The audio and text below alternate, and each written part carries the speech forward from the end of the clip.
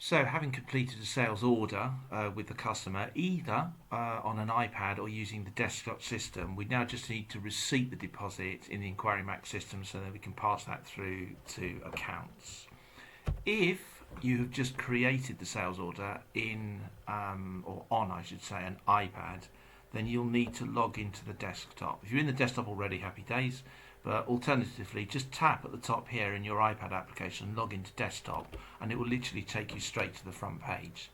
Now from the front page, scroll down to the bottom, and you will see here all of the orders that you've taken today. And you'll know that they're fresh today because they'll have the S status just here.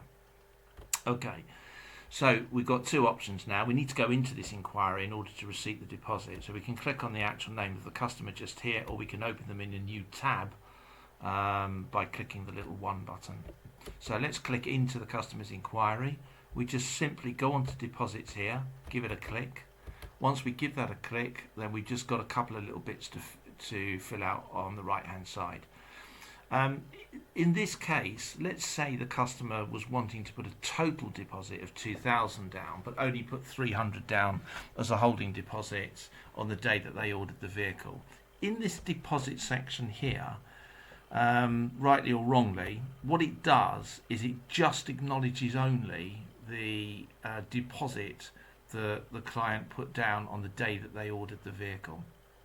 So that's why it's got 300 here, deposit paid nothing, 300 outstanding. So all we do is we go to this section, the amount that's paid today is 300, they paid it by Visa, and we just put in the surname of the customer and the reg number just as a brief reference. Once we click add deposit, Enquiry Max will put in its own reference number there, and just puts in the rest of the details as to who took the deposit and how much. You can run a report, which is a separate video under reports, to actually look at all of the I suppose amounts on balances outstanding.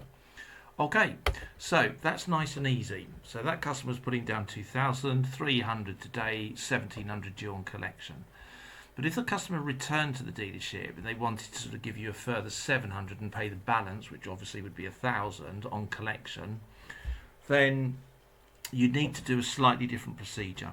So if you look back at the order form that we've just done, we've got a deposit of 2,000. There was 300 that was paid today. Therefore, there's 1,700 due on collection. Well, the process to manage that and acknowledge the 700 before handover is go back to this deposit section here just as a little reminder. And if you click on that, you can see that there is now nothing that's due. Stupid really, because it should say the £1,700 due. There is a revised version in Enquiry Max that's about to be launched that will make this a little bit more user friendly.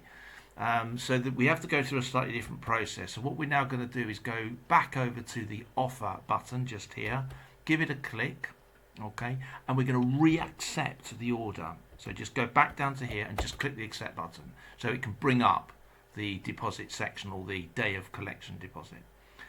Now, what we have to do, we have to enter into this box here the sum, as it just says, of the deposit that they've already given you, which is the 300, and the £700 that they want to give you today. So we actually have to put into there £1,000.